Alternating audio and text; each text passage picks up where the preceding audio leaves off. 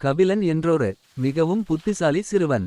ஆனால் அவனது மனம் மட்டும் ஒரு அமைதியற்ற பறவை போல ஒரே இடத்தில் நிலைக்காமல் இங்கும் அங்கும் பறந்து கொண்டே இருந்தது.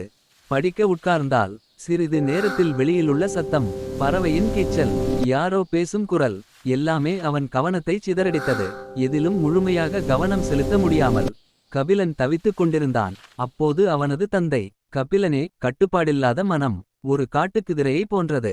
அதை நீ அடக்கவில்லை என்றால் அது உன்னை தவறான பாதையில் ஓட்டிச் சென்றுவிடும். அந்த வார்த்தைகள் கபிலன் மனதில் ஆழமாக பதிந்தன. அடுத்த நாள் தந்தை கபிலனை ஒரு ஞானியிடம் அழைத்துச் சென்றார். குருஜி கபீரிடம் ஒரு கண்ணாடி டம்ளர் நிறைய தண்ணீருடன் கொடுத்து, ஒரு சொட்டு கூட சிந்தாமல் இந்த தோட்டத்தைச் சுற்றி வா என்று சொன்னார். கபிலன் நடக்கத் தொடங்கினான். ஆனால் அவன் கவனம் பறவைகளின் சத்தத்திலும் மற்றவர்களின் பேச்சிலும் சிக்கிக் கொண்டது. அதனால் திரும்பி வந்தபோது டம்ளரில் இருந்த தண்ணீரில் பாதி சிந்திவிட்டது. குருஜி மெதுவாகச் சொன்னார், இந்த டம்ளர் உன் லட்சியம். இதில் இருக்கும் தண்ணீர் உன் கவனம். உலகத்தின் சத்தங்களுக்கு நீ இடம் கொடுத்தால் உன் இலக்கை எட்ட முடியாது. கபிலனின் மாற்றம்.